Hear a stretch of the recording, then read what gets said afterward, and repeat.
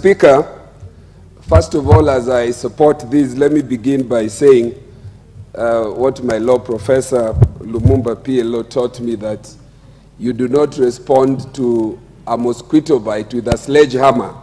But I want to tell the chair, my good friend GK, and my former vice chair in ICT in the 12th Parliament, this was not a mosquito bite. This was an atomic bomb directed at this house, directed as members of Parliament, directed at the legislative functions, which is our core function under Article 95 of the Constitution.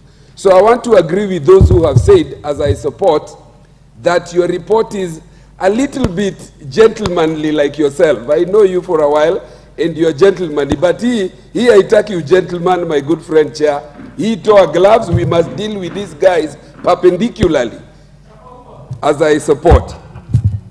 Secondly, though this memo is purported to be affecting the 2024-25 financial years, Madam Chair, this House will be painfully aware that our CRCs have already been asked to submit their reports for review. And I personally asked my CRC not to submit, because the moment we do, it is already going to be giving legitimacy to what this House has already been said is null and void. Madam Speaker, I want to join those who have said that the entity called IBEC or Intergovernmental whatever and Summit is not known to law and cannot purport to be substituting the role of this House under 94.5 and 95 of lawmaking, and cannot make law through the back door. Under Article 203 of the Constitution, Madam Speaker, the county government has a clear path on how revenue is divided between the two arms of government. And if this entity, for some reason, wants to find a way or a path on how revenue can be increased to the county, there are clear ways on how they can do it through the forum of Senate. It cannot be done through the back door of taking monies already appropriated between the levels of government, and in particular, this is money that was already earmarked for the constituencies. There is no back door way for this money to find its way to the counties through the back door. Madam Speaker, I want to agree with members who have said that KERA, this 22 and 10%, just like CDF, is one of the most visible and one of the most transparent funds that are implemented in any of our development sectors in this country.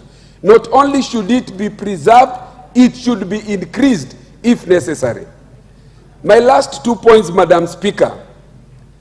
The 22 and 10% were very hardly fought for by our predecessors in the 11th Parliament and continue to be safeguarded under the 12th Parliament. And Section 6 is very clear that this money is embedded in law. The formula on how this money is to be utilized or allocated is embedded in law.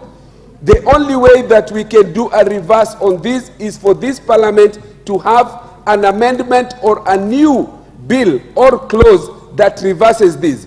And in any case, if there was to be any reversal, this House would increase this amount from 22 to a percentage that is higher and not to a percentage that is lower. I want to conclude by saying, Madam Speaker, that this CS and the agencies of KERA should not only be asked to withdraw, they should be summoned to this House.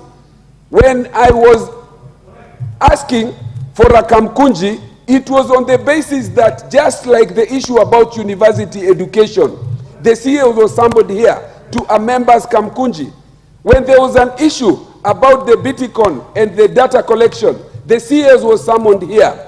This is a matter that is serious enough not to sanction it by way of a withdrawal, but to call the CS here to respond not only to this matter, but to the many other issues that members have raised, including when will the monies be remitted to us on time so that we can begin to work on our constituencies before the rain. I support.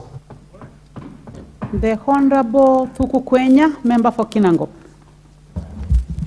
Thank you, Madam Speaker, for this opportunity to weigh in this report by this very honorable Committee of Transport and Infrastructure, led by the Honorable GK.